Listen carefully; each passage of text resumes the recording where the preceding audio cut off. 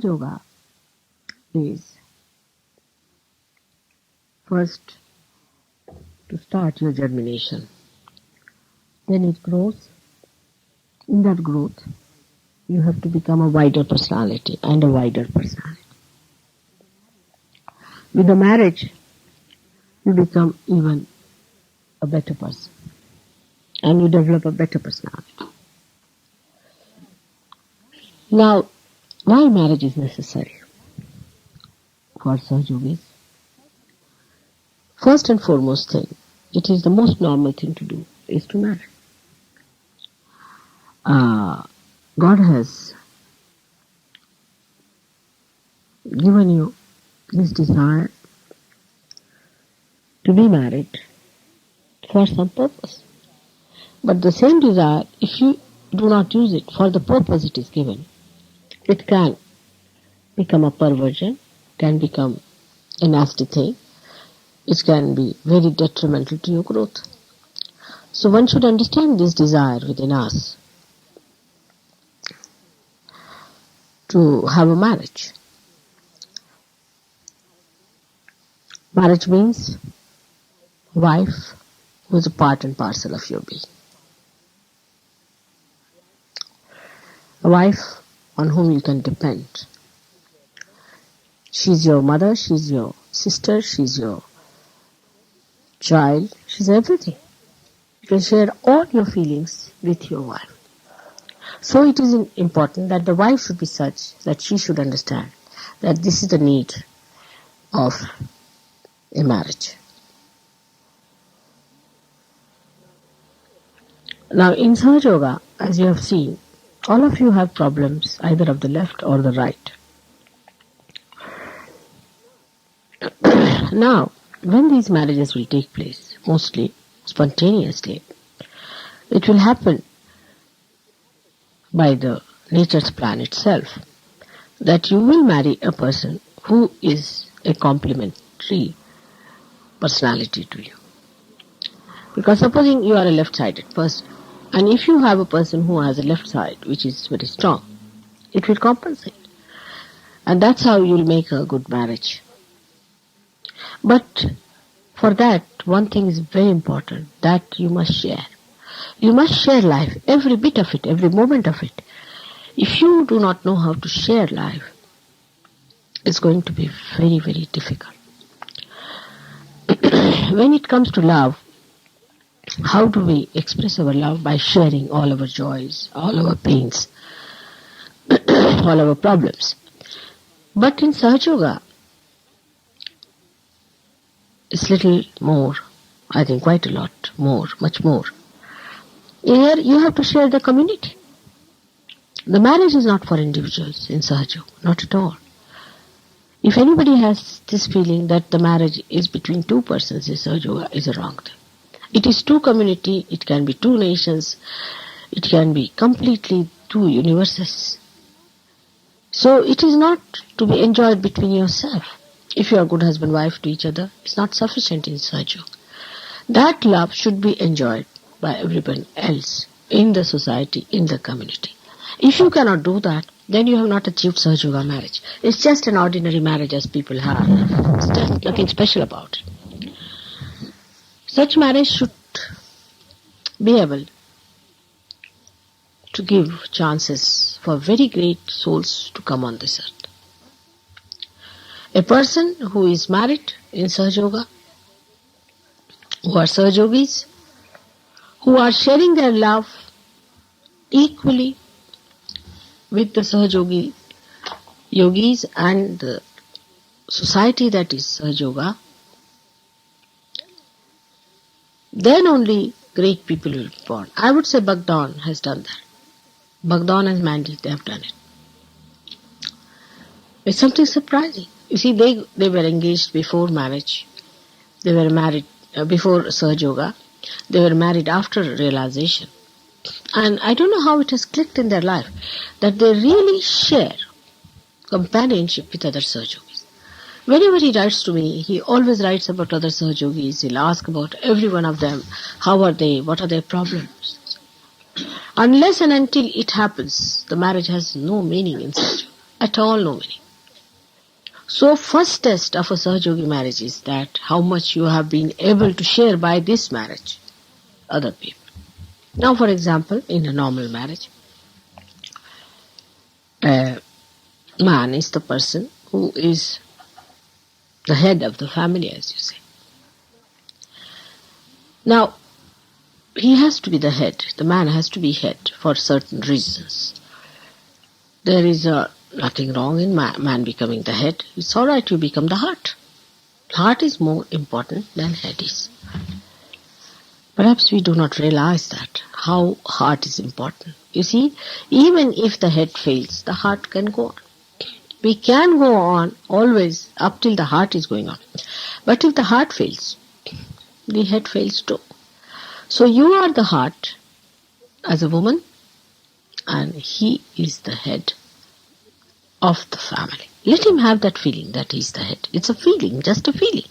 Like the head always feels that he decides. But it's the brain that also knows that it's the heart one has to cater for. It's the heart which is all pervading, which is the real source of everything. So the woman's position, if she understands how important it is, she would never feel let down or dominated if she knows she's the heart. I think this is the point people, women especially in the West, have lost and have forgotten and have not realized. If they had realized this point, there would have been much less problem. You see, it is not the way people think they control others or dominate others or sort of try to suppress them. It is not that way. It is the heart which really governs everything. Heart rules out everything else. It is heart which has got the power to envelop the brain, to soothe it. Brain is a headache, It works like mad.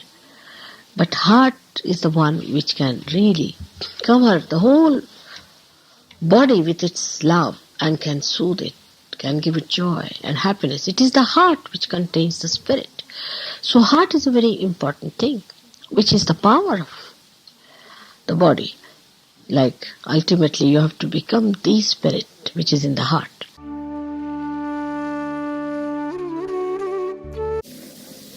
But we must know that somebody is on the left, one is on the right. The left has to be on the left. Supposing the left wheel starts going to the right, we'll have only one wheel left. What are we going to do about it?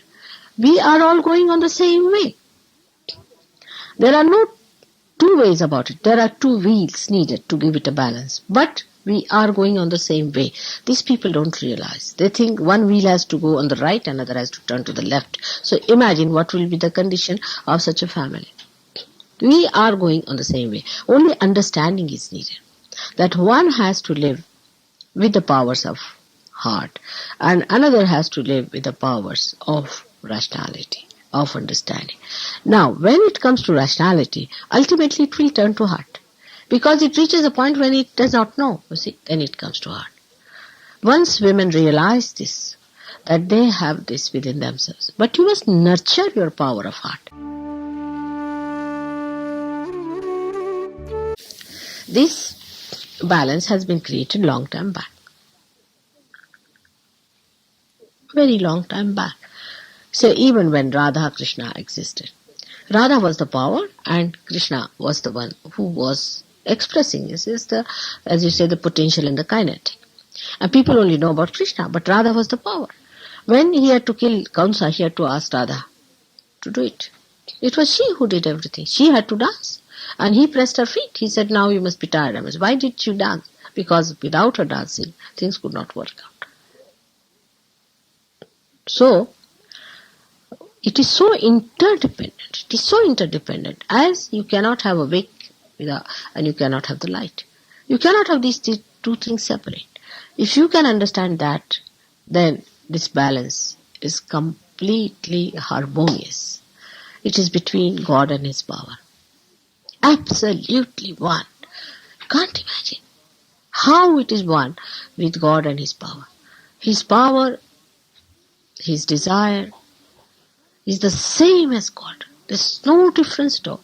But in human beings, you are disintegrated people. Your desire is different. Your thinking is different. Your asking is different.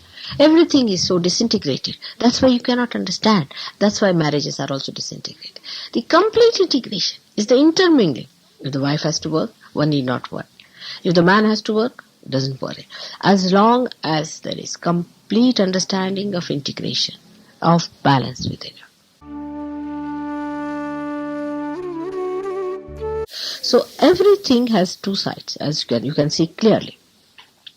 If it is done in love, it's perfect. But if it is done in domination, it's nonsensical. Why dominate? I don't understand the word domination.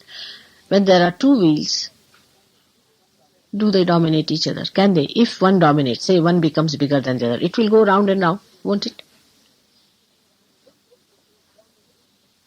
There's no question of domination in this, but it's question of integration and understanding and complete cooperation within themselves, which must permeate into the society, into the family. The marriages which are not helpful to the society are of no use. They are just a waste. Just a waste, you see. We have so many marriages like this. People get married, live well, happily among themselves and finish off. These are the marriages which are going to change the society. With their joy, happiness, make a home where everybody is expected, look after them, do for others.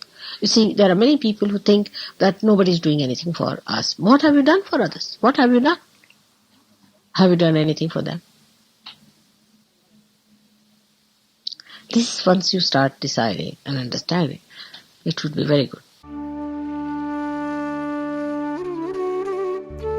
Now, one can feel that this is domination if they do not see the love behind it, the beauty behind it, the compassion behind it. So, never to feel that anybody dominates is the best way. You see, how can you be dominated? You are the spirit. Your ego can be hurt. You are the spirit. It cannot be dominated. But are you the spirit? Are you feeling your spirit? If you are feeling your spirit, you can never be dominated. No one can dominate. But if you feel that way all the time, that you are dominated, you will become a very, very nervous person. You can be a horrible person. You cannot face people. So it is time that you realize you are a spirit and your husband is also a spirit. Or if you are the husband, you must know the wife is also a spirit. And a mutual respect must grow in that level because both of you are saints, you are Sahaja Yogis. You must respect each other because you are Sahaja Yogis. Everybody respects you because you are Sahaja Yogis who have not achieved realization. Oh, they are realized souls. You just think when you were not realized, if somebody had told you that he is a realized soul, how you would have felt about that person. You are not conscious of that, but you should be conscious. By that you should not become vain, but you must respect others, those who are real. They are realized souls. They are the children of your mother. When talking to each other, you have to understand that, more so when you are husband and wife. The whole understanding that you had so far of husband and wife must be given up. It is, I think, is a contract, sort of a marriage. In the marriage you see how much he dominates, what are his powers, what are my powers, how much money I get, how much he gets, where is the money kept, what's all that. You see, it will only happen when you do not trust each other. But go on trusting more and more. There should be a competition in loving. There should be competition in trusting, in being honest, in being kind, in being in service. Let there be a competition like that. And then you will achieve results. The competition should be on the other side. Instead of dominating, instead of being afraid, instead of sharing all nonsense.